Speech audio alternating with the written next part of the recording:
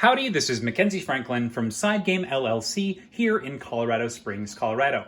Today we're going to be taking a look at Root and how to organize it with all of its current expansions as of March 2021. Now I will preface this with the fact that all of the solo components are going to be in this additional box, so we will just keep them in the Clockwork expansion box. That way, whenever you do need to use the bots, they're right where you need them in this specific area. But the main way that we're going to be playing the game is with the core box and its faction expansions, so that's really what we're going to be looking at today. So before we begin as well, I want to let you know that we are going to be doing the double box trick. So we have these two boxes, the base game as well as one of the expansions, kind of smushed together. That way we have one super box that fits really nicely and holds everything super snug.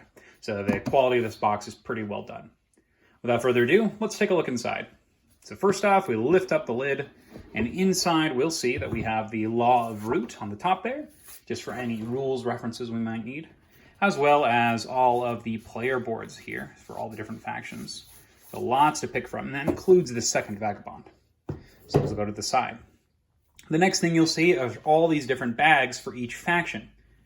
So each faction here has a bag that is specific for it, and you can just use plastic bags, or you can use these fancy bags that I found at Board Game Geek. So they are great because they not only hold all the components for each faction, but they also really show off that Kyle Farron artwork, and I think that's one of the best assets this game has going for it.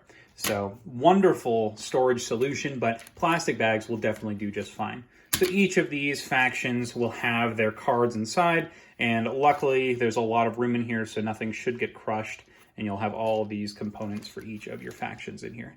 So nice organization method. Bags are the way to go. You simply toss it to the player and they're ready to go. So all the different bags for all the different factions.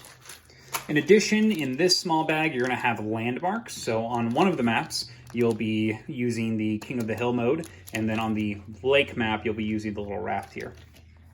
In this small bag here, you'll dump this out every game because this has all of the ruins and the items and then the dice for the players to use. So nice bag, you can just throw that out and dump it and it's already ready to go. We got some more of those faction bags.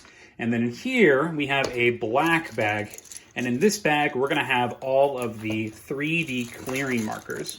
So I like to have them in this black bag because on many of the maps, you're gonna be randomly setting up your faction markers, and that way you can blind draw them and place them in the appropriate sections. So really nice, great way to randomize. That way you're not having to do something confounded in order to get those randomized.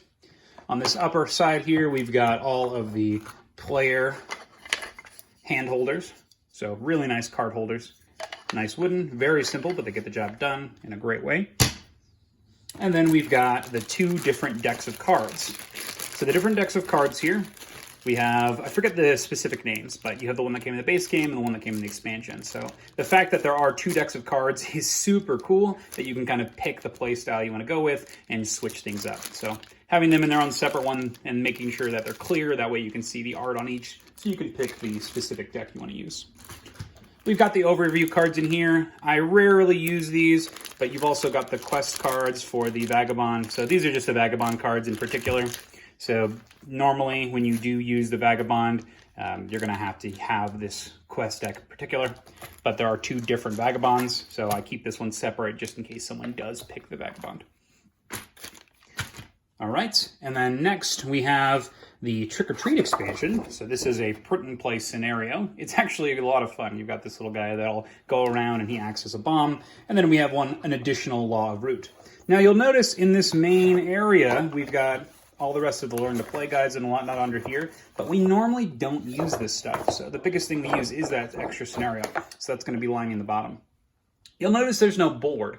Now, the reason there's no board is, firstly, I normally use the play mats when we play this game, but secondly, the board is actually what's going to be used to lift up this main box to connect the two. So if we lift this main area, you'll see that the two boards are underneath actually. So if you don't bring the mat with you, you have the board stored underneath the main box. So you've got the lake board and then you've got the base game board with the winter side.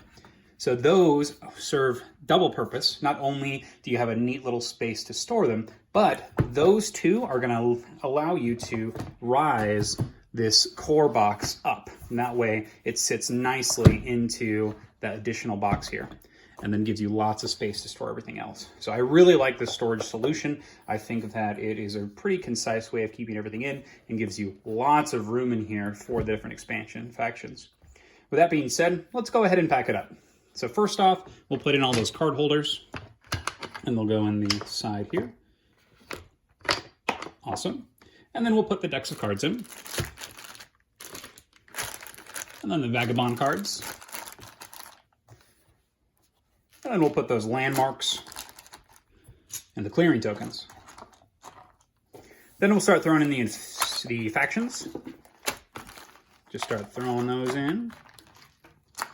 You can be gentle, you can be a little aggressive, but if you do have the cards in the bags, probably gentle is better. Just make sure they're nice and laid on top of each other. And then you got the little pack of dice and your ruins pieces and all your items that you'll be crafting as you play. And lastly, you'll put the faction boards right on top. And then the Law of Root and the top of the box. And with that, you should have a perfectly snug box that's combined with your expansion box, and that is the organization method. So if you have any questions about what you saw here, please let me know in the comments. I think that this is a wonderful organization method, but I'd love to hear what you have to say. How did you organize Root? If you have any questions, or if you have any suggestions or things you want to see organized, please let me know down in the comments below. Thanks so much for watching. I'd love it if you subscribe, help the channel grow. Side Game Strong.